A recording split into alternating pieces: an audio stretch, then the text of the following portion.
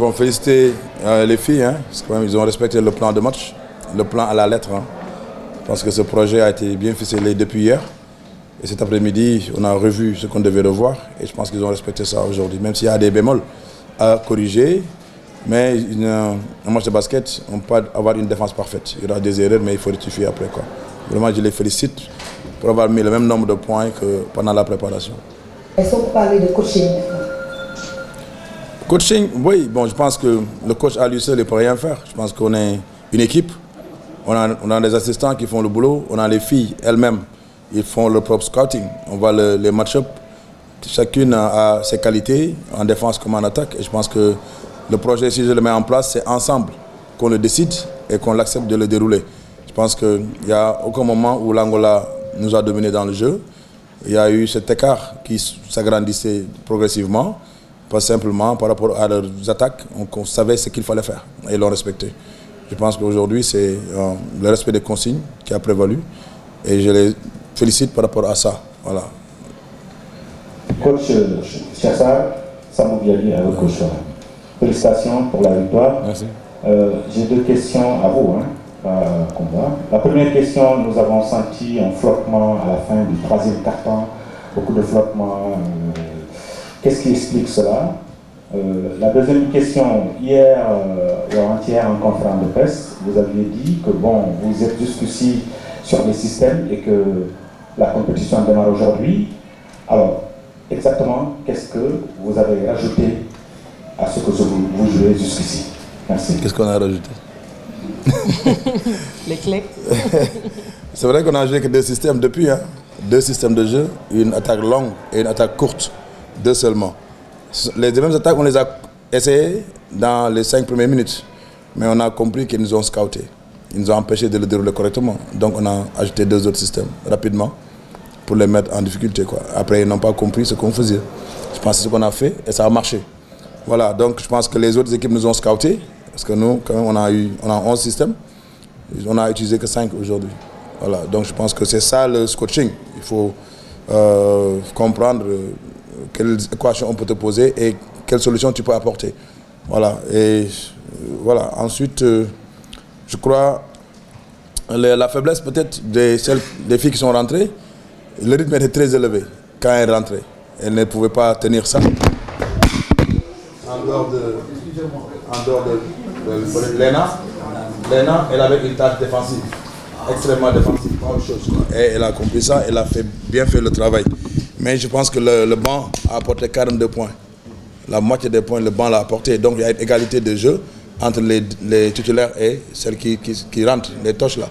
Elles ont fait le même travail, quoi. Voilà. Mais les 3 minutes de frottement, c'est dû au rythme qui était très élevé et celles qui rentraient n'avaient pas pu suivre. Mais c'est progressivement qu'ils ont suivi, quoi. Bonsoir, coach. Bonsoir. Je m'appelle Dieba, je suis journaliste à emedia.sn. Je vais me joindre à mes confrères d'abord pour vous féliciter pour cette victoire du Sénégal. Merci. Vous avez relevé, vous dites quelques bémols.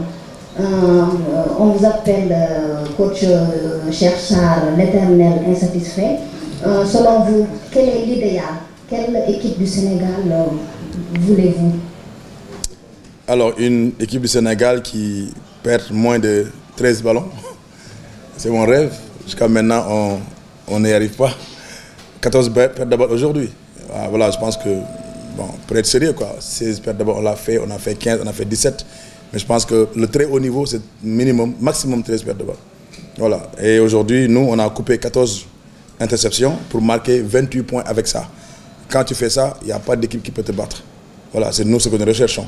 Et ça, l'opportunité là, on ne va pas le donner à l'adversaire. Et moi, avec elle, c'est la bagarre. Hein.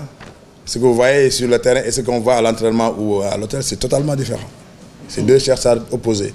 Ça, c'est la vérité, quoi. Voilà, c'est ce que je recherche, c'est ça. Le haut niveau, le secret, c'est bosser dur, empêcher l'autre de faire ce qu'il veut faire. Voilà. Je ne sais pas si un coach satisfait, ça existe. Hein. Tous les coachs sont des perfectionnistes. Absolument. Je rappelle juste que l'Angola était à 27,6% à 3 points avant qu'on nous joue contre elle. On était meilleurs parce qu'on était à 30%. Donc aujourd'hui, il fallait les diminuer à moins de 15%. Et on a essayé de le faire. Alors, devant vous avez des statistiques des Golden State Warriors à 3 points. Et machallah, hein, et on espère que ça va continuer comme ça. Voilà, machallah. Non, quelqu'un qui n'a pas encore posé de question, s'il vous plaît.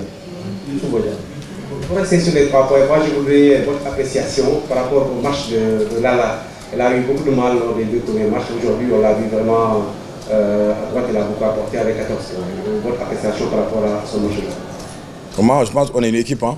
Il ne s'agit pas de Lala ou de Astou ou de Tosh. On est une équipe.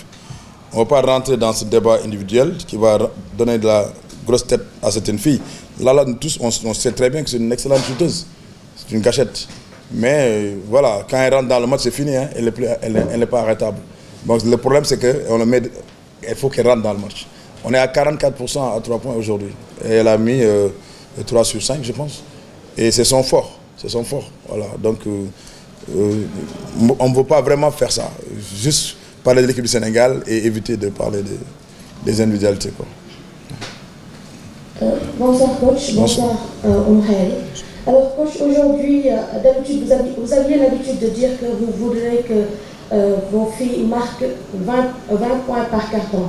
Ce qui s'est fait aujourd'hui. On a vu 20, 21, 23 et 24. Du côté de la défense aussi, pareil. Est-ce qu'à ce niveau, vous êtes satisfait? Première question. Deuxième question, vous allez rencontrer le Mozambique. Qu'est-ce que vous pouvez nous dire par rapport à cette équipe mozambicaine? Merci.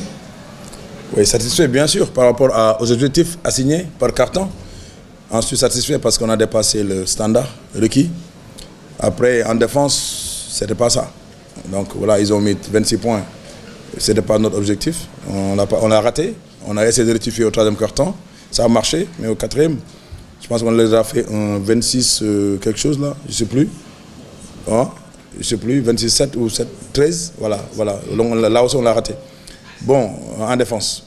Mais je pense qu'il ne faut pas aussi, comment on appelle, se la pomper un peu, quoi. Voilà. Mais bon, ça.